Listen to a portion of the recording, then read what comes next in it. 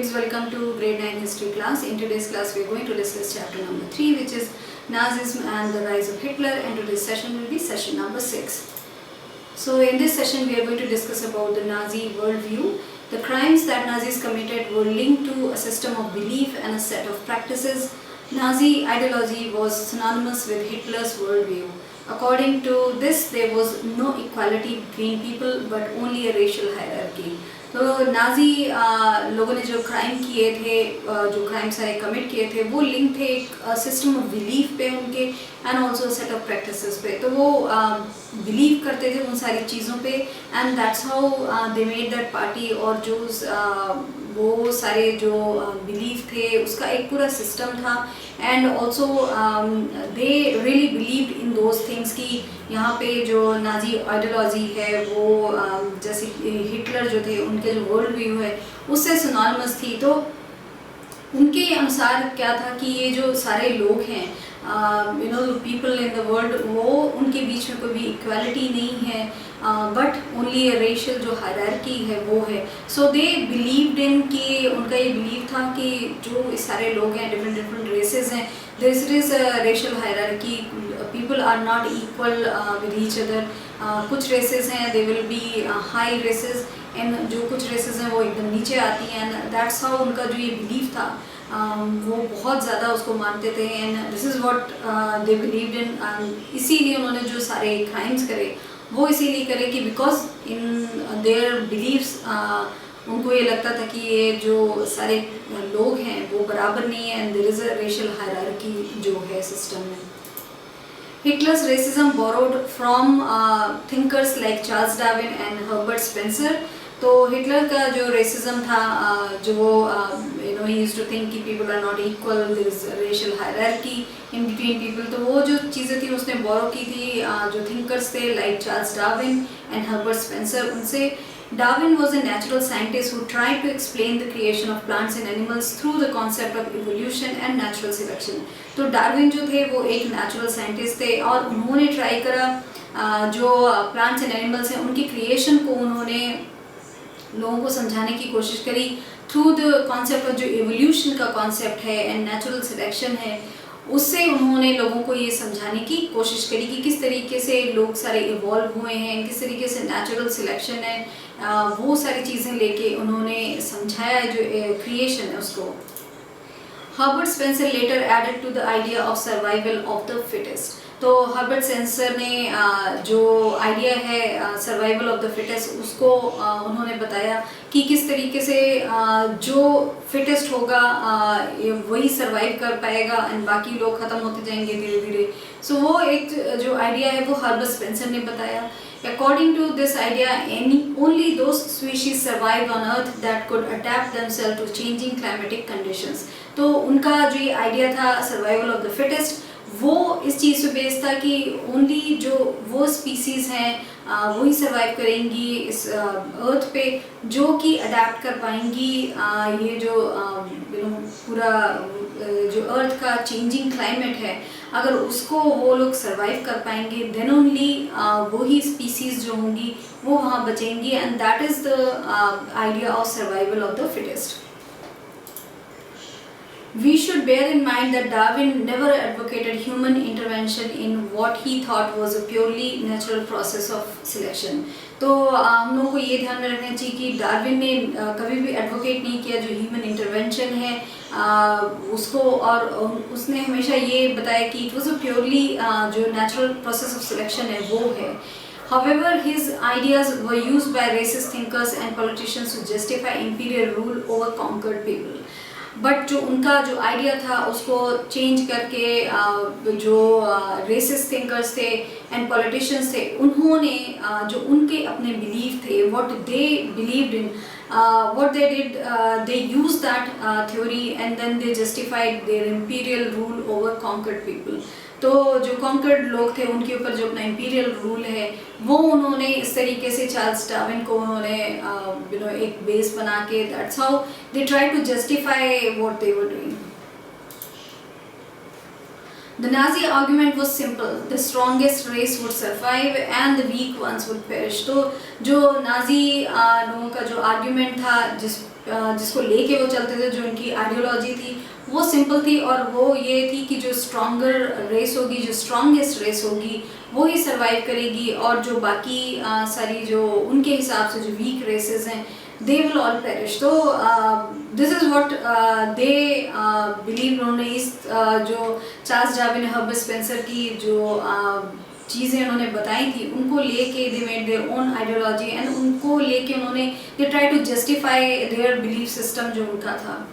The Aryan race was the finest. It had to retain its purity, become stronger and dominate the world. तो Nazi का अगर हम लोग view point देखें, जो उनका सिस्टम था, जो उनका बिलीव था, उनके अनुसार जो आर्यन रेस थी वो सबसे ज़्यादा फाइनेस्ट रेस थी एंड उस रेस को अपनी प्योरिटी जो है वो रखनी थी and that is why they didn't want कि मिक्स वो आर्यन रेस है जो वो किसी और रेस से मिक्स हो and it has to become stronger and उसी रेस को जो वर्ल्ड है उसको डोमिनेट करना है. So this is what Nazis believed in and this is what was synonym with जो हिटलर का वर्ल्ड व्यू है उससे. The other aspect of Hitler's ideology related to the geopolitical concept of Lebensraum or a living space. He believed that new territories had to be acquired for settlement. तो जो एक और अलग aspect है Hitler की ideology का, वो related है geopolitical concept of Lebensraum से, और या तो वो जो living space है उससे related है. And Hitler he believed, वो ये believe करता था कि नई जो territories हैं उनको बनाना होगा, उनको एक्वायर करना होगा सेटलमेंट के लिए.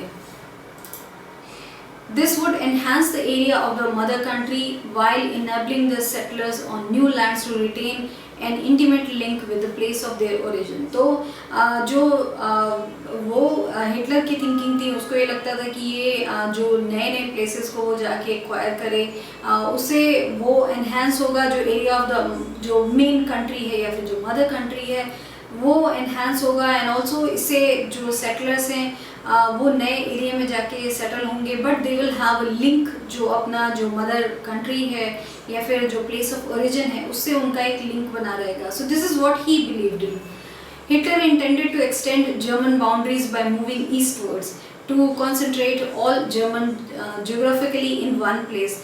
Poland became the laboratory for this experimentation. तो हिटलर का इंटेंशन ये था कि ही विल एक्सटेंड जो जर्मन बाउंड्रीज हैं उसको वो मूव करेगा eastward and that's how he will extend the German boundaries and also उसका ये बिलीव था कि और ये इंटेंट थी उसकी कि वो कॉन्सेंट्रेट करेगा ऑल जर्मन जो लोग हैं उनको कॉन्सेंट्रेट करेगा जियोग्राफिकली एक जगह पे वो सारे जर्मन लोगों को वो प्लेस करेंगे एंड इसके लिए जो पोलैंड था वो उनका फर्स्ट जो एक्सपेरिमेंट उन्होंने किया वो पोलैंड पे किया.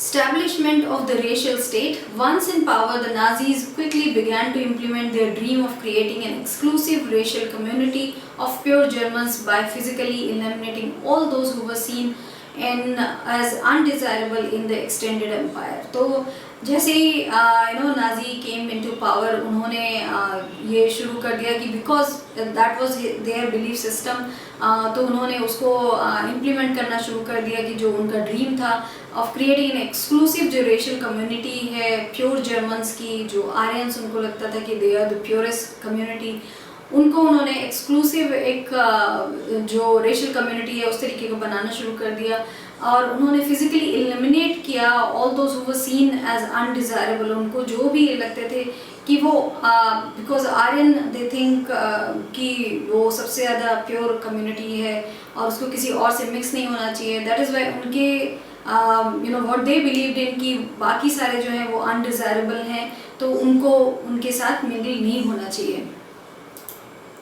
Nazis wanted only a society of pure and healthy Nordic Aryans. तो नाजी लोग जो चाहते थे वो ये चाहते थे कि एक सोसाइटी हो जिससे प्योर एंड नॉर्डिक जो आर्यंस हैं वो केवल रहें and there is no mixing with any undesirable race because they believed in racial hierarchy.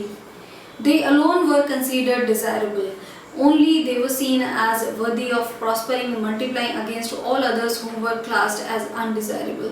तो जो आर्यंस थे केवल वो ही डिज़ायरेबल माने जाते थे एज पर नाजीज, एंड उनका ये मानना था कि केवल जो आर्यन कम्युनिटी है वही इज़ वर्दी ऑफ मल्टीप्लाइंग और प्रॉस्पर करने के लिए, तो वही जो कम्युनिटी है वो बढ़नी चाहिए, एंड वो केवल जो है जो आर्यंस है वो ही केवल जो डिज़ायरेबल कम्युनिटी है वो उनके हिसाब से थी. Jews were not the only community classified as undesirable. There were others. Many gypsies and black living in Nazi Germany were considered as racial inferiors who threatened the biological purity of the superior Aryan race. They were widely persecuted. तो जो Jews थे they were not the only community. वो केवल एक वही community नहीं थे जो कि undesirable क्लासीफाई करे गए थे as per Nazis.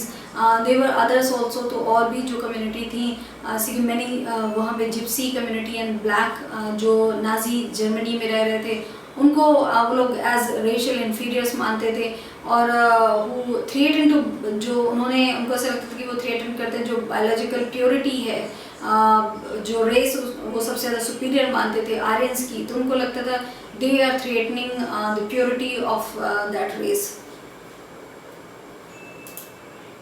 Even Russians and Poles were considered Shubhuman and hence undeserving of any humanity. Even जो रशियन लोग थे और पॉलिश लोग थे उनको भी ये लोग ये मानते थे कि वो undeserving है any humanity के. So this is how they really believed in जो racial hierarchy है उसमें. When Germany occupied Poland and parts of Russia, captured civilians were forced to work as slave laborers. तो जर्मनी ने जब Poland को occupy किया and also the part of Russia when they occupied, जो capture किए उन्होंने सिविलियंस लोगों को, they all were forced to work as slave laborers जो है उस तरीके से उनको जीने के लिए उनको मजबूर किया गया. Many of them died simply through hard work and starvation. तो all the conditions were so bad कि जो slave workers की तरह उनको रखा जाता था slave laborers की तरह. मोस्ट ऑफ देम जो थे दे डाइड, उनको उनकी डेथ हुई because of starvation and because of इतना ज़्यादा हार्ड वर्क उनसे कराया जाता था इसलिए. Jews remained the worst sufferers in Nazi Germany. Nazi hatred of Jews had a precursor in the traditional Christian hostility towards Jews. They had been stereotyped as killers of Christ and heresies. तो जो Jews हैं वो हमेशा जो worst सफ़रर्स हैं Nazi Germany में वो हमेशा ही वो रहेंगे बिकॉज सबसे ज़्यादा जो सफ़र किया वो ज्यू कम्युनिटी ने किया. एंड ऑल्सो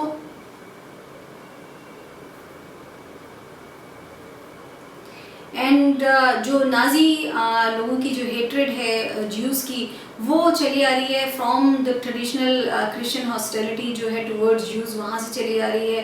दे आर एक दूसरे के वो बहुत पुरानी जो ये दुश्मनी है वो चली आ रही है बिकॉज वो स्टीरियोटाइप्ड हैं एज किलर्स ऑफ जो क्राइस्ट हैं उनके. दैट इज़ वाई जो एक हेट्रेड है इन दोनों में वो चली आ रही है for a very very long time.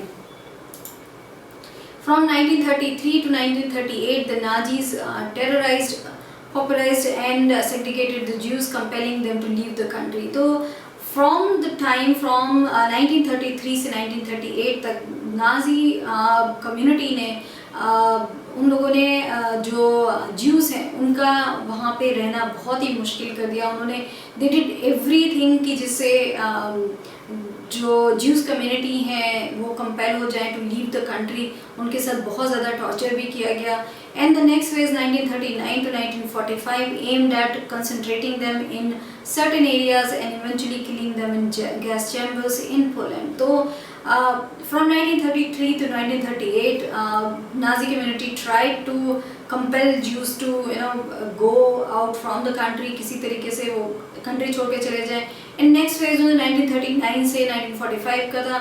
उन्होंने ये एम किया कि वो सर्टेन एरियाज़ में उनको ले जाके जो गैस चैम्बर्स थे वहाँ पे they used to kill them all.